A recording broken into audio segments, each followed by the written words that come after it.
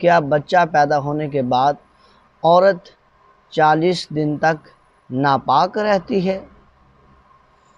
تو اس کے بارے میں وضاحت سماعت فرمائیے گا۔ السلام علیکم ورحمۃ اللہ وبرکاتہ۔ ہمارے یوٹیوب فکر اسلام پر جو دوست ہماری ویڈیوز کو دیکھ رہے ہیں ان کے لیے دعا کرتے ہیں کہ مالک لم جزل ان کی خیر فرمائے، اور جو احباب دین کے مسائل سیکھنے اور آگے تک سکھانے میں ہماری مدد کر رہے ہیں، اللہ رب العزت سب کی عزت و آبرو کی حفاظت فرمائے۔ احباب ذی وقار، ہمارا جو آج کا مسئلہ ہے وہ یہ ہے کہ کیا بچہ پیدا ہونے کے بعد عورت 40 دن تک ناپاک رہتی ہے؟ تو اس کے بارے میں وضاحت سماعت فرمائیے گا کہ نفاس کی زیادہ سے زیادہ مدت 40 دن ہے، یعنی اگر 40 دن کے بعد بھی بند نہ ہو تو مرض ہوگی، یعنی کہ استحاضہ کا وہ خون ہوگا۔ لہٰذا عورت 40 دن پورے ہوتے ہی غسل کر لے، اور اگر خون 40 دن سے پہلے بند ہو جائے تو خواہ بچے کی ولادت کے بعد 1 منٹ کے بعد ہی بند ہو جائے تو عورت کو چاہیے کہ جس وقت بھی بند ہو غسل کر لے، اور اس کے بعد وہ نماز روزہ شروع ہو جائیں گے۔ اب اگر تاخیر کرے گی تو گناہ گار ہوگی۔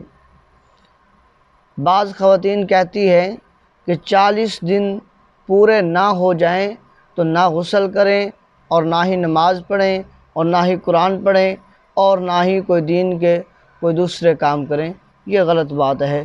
خون بند ہی ہو جائے، چاہے وہ 1 دن بعد ہو جائے، چاہے 2 دن بعد ہو جائے، یا 3 دن بعد ہو جائے، جب ہی خون بند ہو جائے تو اس وقت وہ غسل کر لیں اور نماز روزہ شروع کر دیں۔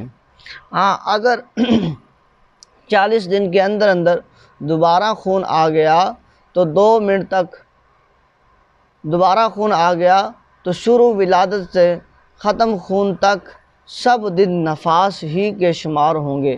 مثلاً ولادت کے بعد 2 منٹ تک خون آ کے بند ہو گیا اور غسل کر کے آپ نے نماز روزہ ادا کرتی رہیں، 40 دن پورے ہونے میں فقط 2 منٹ باقی تھے کہ پھر خون آ گیا تو وہ سارا کا سارا چلہ، یعنی کہ مکمل 40 دن وہ نفاس کے ہی ٹھہریں گے۔ اس دوران جتنی نمازیں پڑھی ہوں گی یا روزے رکھے ہوں گے سب بیکار جائیں گے، یہاں تک کہ اگر اس دوران فرض واجب نمازیں یا روزے قضا کیے تھے وہ بھی پھر دوبارہ سے ادا کیے جائیں گے۔ لہذا جب خون رک جائے بچہ پیدا ہونے کے بعد غسل کر لینا ہی چاہیے، اور غسل کر لینے کے بعد وہ نماز روزے آپ کے شروع ہو جائیں گے۔ اگر آپ نہیں کریں گی تو گناہ گار ہوں گی، تو لہٰذا وہ جب ایسا معاملات ہو تو ضرور کر لیا جائے۔ عورتوں کی وہ باتوں میں نہ رہا کریں گے، بلکہ شریعت کے مطابق وہ اپنے آپ کو ڈھالیں اور زندگی کو بسر کریں شریعت کے مطابق۔